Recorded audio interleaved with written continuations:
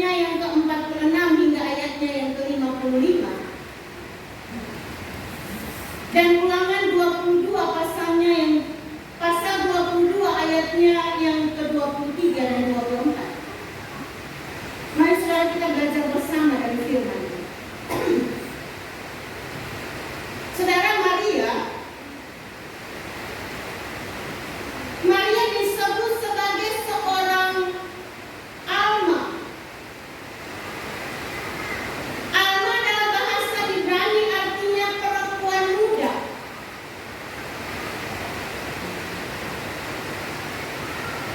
Atau disejajarkan dengan bahasa Perjanjian Baru, bahasa Yunani, Parthenos. Parthenos itu artinya perawan. Nah, saudara, pada zaman itu pertunangan orang Yahudi dilakukan ketika anak perempuan dia berusia sekitar 15 sampai 17 tahun. Kalau laki-laki lebih dari itu tidak masalah. Tetapi anak perawan, anak perempuan, seorang perempuan, dia ditunangkan dengan pasangannya itu sekitar usia 15 sampai 17 tahun. Kenapa pada usia 15 sampai 17 tahun itu sudah dilakukan pertunangan? Tujuannya pertunangan itu adalah memberi waktu kurang lebih 3 sampai 6 bulan atau bisa sampai 12 bulan untuk melakukan persiapan sang calon suaminya melakukan persiapan. Dan di usia sekitar 15 sampai 17 seorang anak gadis atau perawan, khususnya Maria, tiba-tiba dapat mendapat berita dari malaikat bahwa engkau akan mengandung dari Roh Kudus. Saudara, apa reaksi Maria? Saudara, di satu sisi Maria tahu bahwa resiko ketika dia hamil belum punya suami, dia hamil belum pernah berhubungan dengan seorang laki-laki, maka ada resiko, ada istiadat, dia akan dilempar seperti yang disampaikan dalam kitab Ulangan pasal 22 ayat 23 hingga ayat yang ke-24. Seorang perempuan yang hamil sebelum menikah, dia akan dirajam, dia akan dilempari mati sesuai dengan adat istiadat pada saat itu. Yang disampaikan dalam kitab Ulangan pasal 22 ayat 23 sampai 24. Yang pertama, saudara, dia belum menikah, memang sudah bertunangan tapi dia belum menikah. Dan tidak masuk akal bagaimana bisa dia hamil belum berhubungan dengan suami, dengan laki-laki, dengan suami. Itu soal keimanannya. Apa kata orang? Saya akan dihukum mati. Maria merasakan sesuatu yang luar biasa. Tidak gampang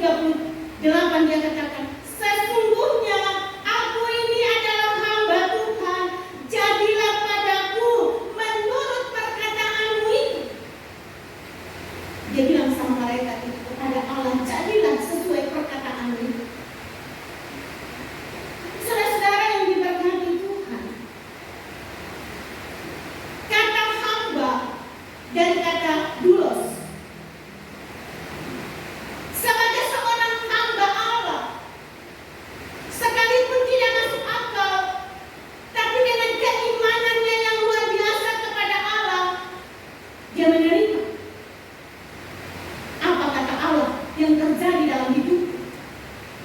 Terserah adat istiadat mau hukum dia, terserah masyarakat mau bilang apa untuk dia, tapi dengan keimanannya kepada Allah dia bilang jadilah sesungguhnya apa yang dikatakan Allah kepada.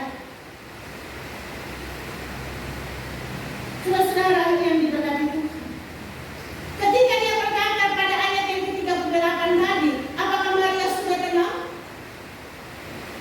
Apakah dengan keimanannya itu dia sudah bisa menjalani kehidupannya di tengah-tengah masyarakat? Belum. Sekalipun dengan perkataan iman dia mengatakan demikian, tapi dalam kemanusiaannya dia belum tenang.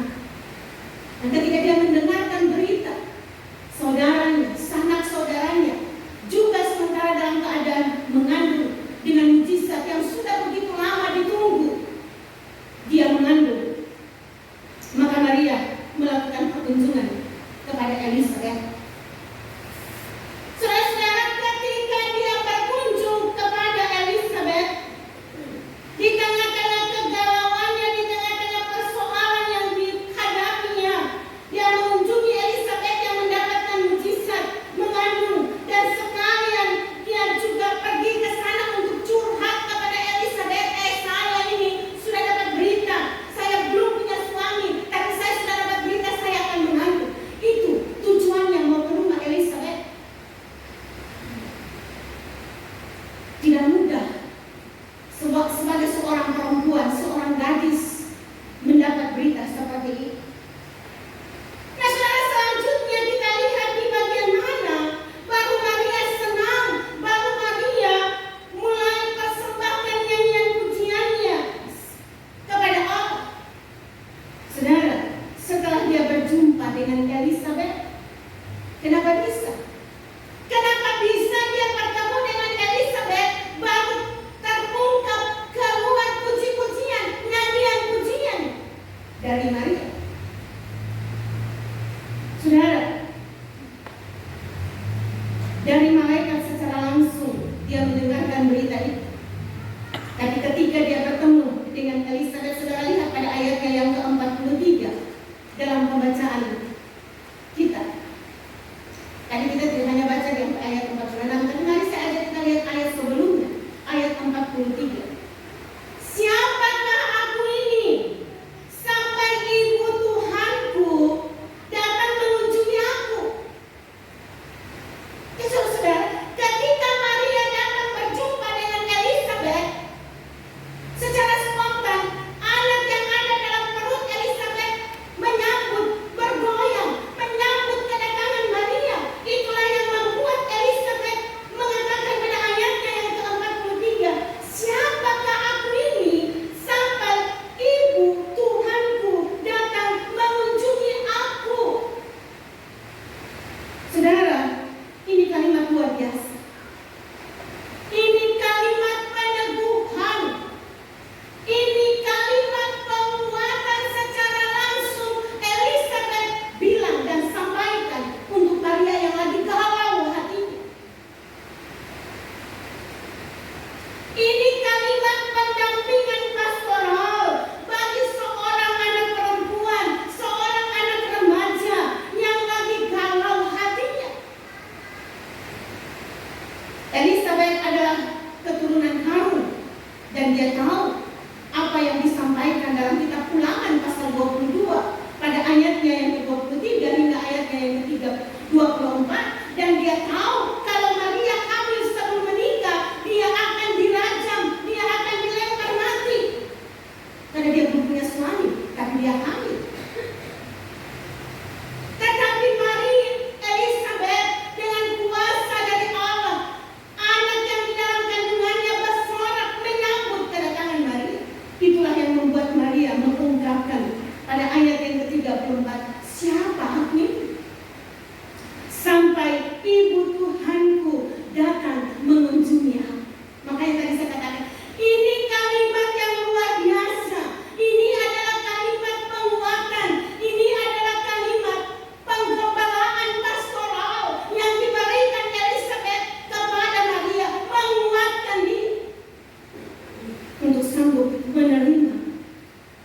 menghadapi kehidupan yang Allah sudah izinkan dia jalani. Saudara-saudara yang diberkati Tuhan, di saat itulah ketika Maria mendengarkan penguatan, kalimat penguatan, kata-kata penguatan dari Elisabet pada ayatnya yang ke-46,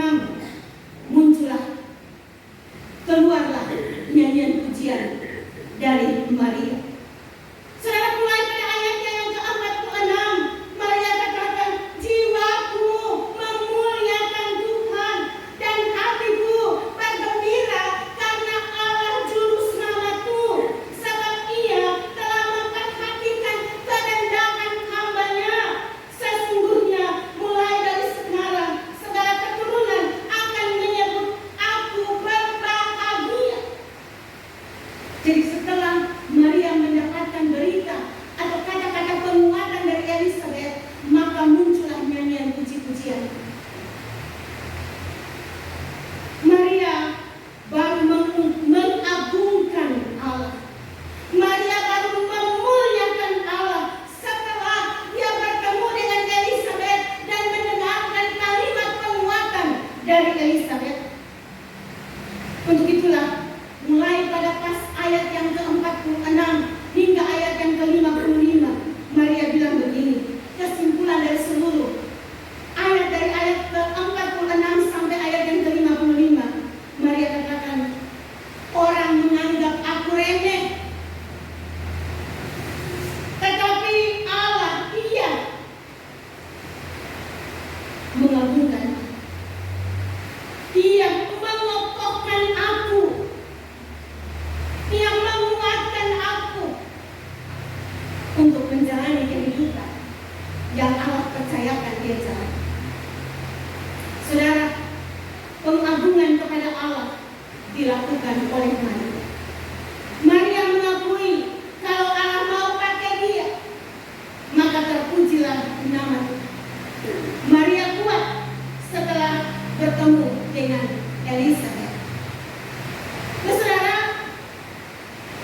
pertanyaannya adalah apa manfaat firman ini untuk saudara dan saya dalam menjalani minggu-minggu Advent ini, dalam mempersiapkan diri kita untuk menyambut dan merayakan hari Natal. Saudara-saudara, firman Tuhan ini datang kepada saudara dan saya saat Natal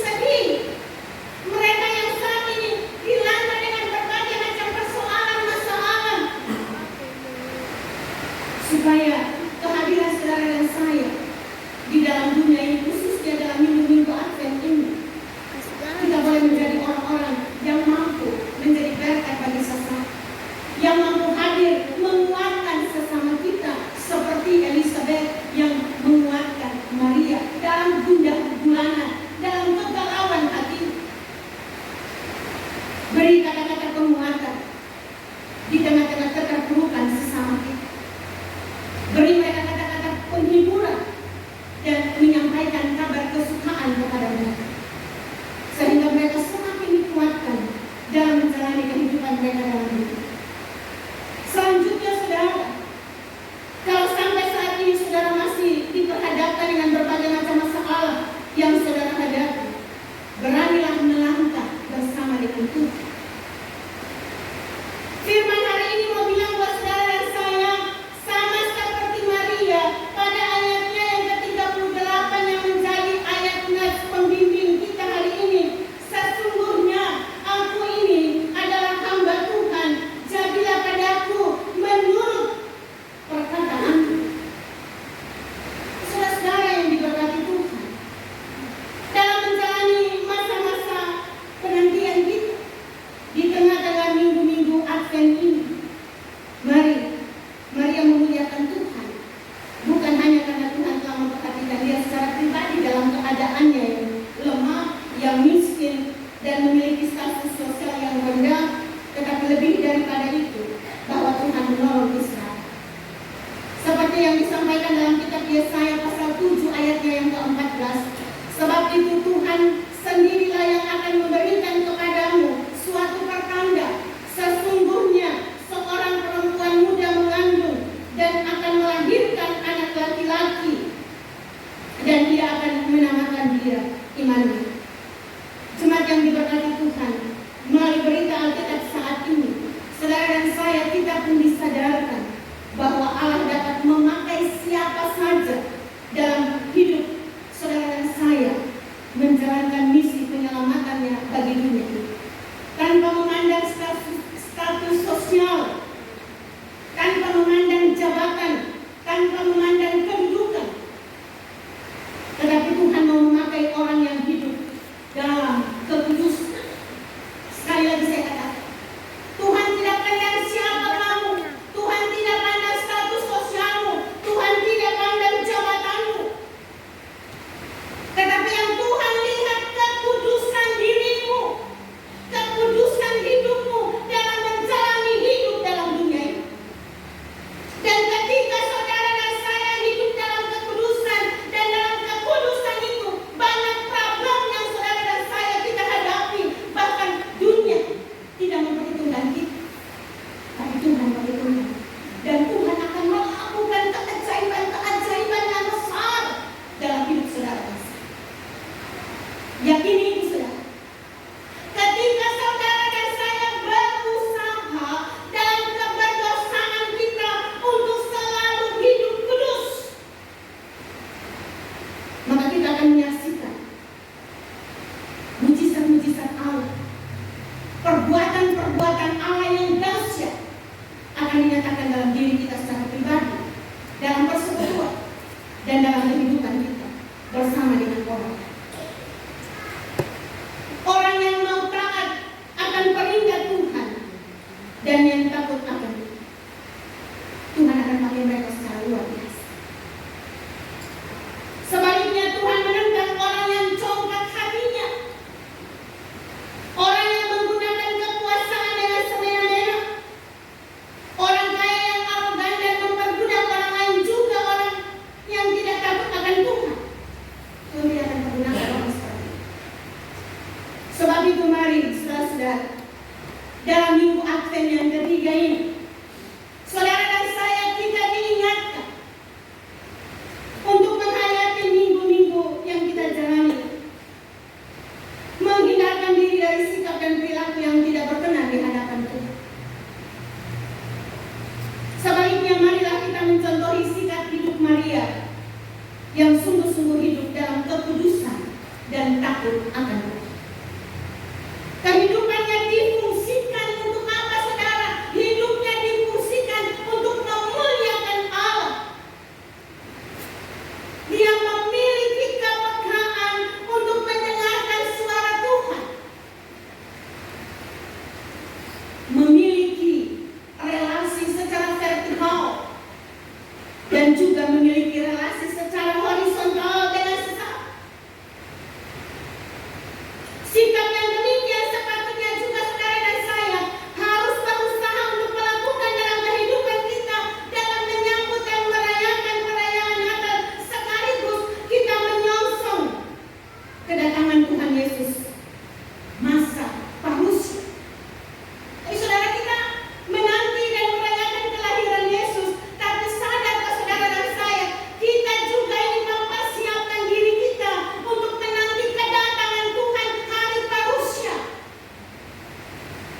Kristus akan datang sebagai hakim yang adil untuk menghakimi saudara dan saya.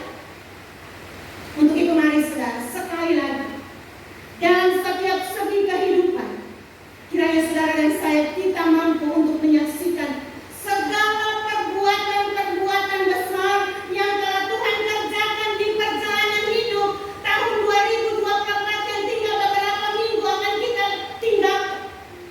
Belajar dari setiap persoalan, masalah, suka duka, berbagai macam kesulitan yang kita dapati, bahwa Tuhan masih jaga saudara dan saya hingga hari ini. Dan renungkan untuk mempersembahkan kehidupan yang terbaik untuk menanti masa parusia, masa kedatangan Kristus. Yang kedua, untuk menjemput saudara dan saya. Kita tidak tahu sih kapan, besok, lusa, sebentar malam, kita tidak tahu. Tapi tugas saudara dan saya mempersiapkan diri hidup dalam kekudusan. Ini tidak mudah, saudara. Tidak mudah. Tapi ketika saudara bangun keintiman dengan Tuhan, ketika saudara selalu berusaha melakukan kehendak Tuhan melalui firman, maka saudara dan saya mampu untuk menjalani kehidupan di dalam dunia.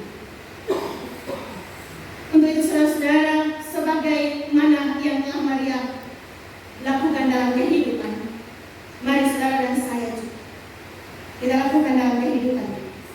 Bersyukur atas penyertaan dan pemeliharaan Allah, sehingga minggu Advent yang ketiga itu kita tidak disibukkan dengan berbagai macam hal duniawi yang akan membuat kita tidak siap menerima perayaan Natal. Tapi apapun kekurangan, apapun masalahmu, itu tidak membuat hatimu meninggalkan keintiman dengan Allah. Dalam masalah apapun yang kamu hadapi, dalam mempersiapkan untuk merayakan Natal, mungkin engkau hadap sekarang ini mengalami banyak problem, atau mungkin engkau sedang diperhadapkan dengan suatu persoalan, atau mungkin engkau dalam kemelut ekonomi. Datang kepada Tuhan, rayakan Natal dengan kesederhanaan, jangan lihat orang lain, tapi bawa hidupmu untuk Tuhan dan sambut kedatangan dengan sukacita dan limpah dengan syukur kepada Allah. Selamat mempersiapkan diri saudara untuk menyambut dan merayakan hari Natal, baik Natal Jemaat tanggal 20 maupun dalam persiapan tanggal 24, 25 dan 26 dan 31 Desember. Kita akan masuk dalam perjamuan kudus untuk menikmati roti anggur yang melambangkan tubuh dan darah Kristus. Saudara dan saya dikuatkan, tidak disegarkan untuk memasuki tahun yang baru, tahun rahmat Tuhan yang baru di 1 Januari 2020. Tuhan menolong saudara dan saya. Amin. Mari kita bersyukur.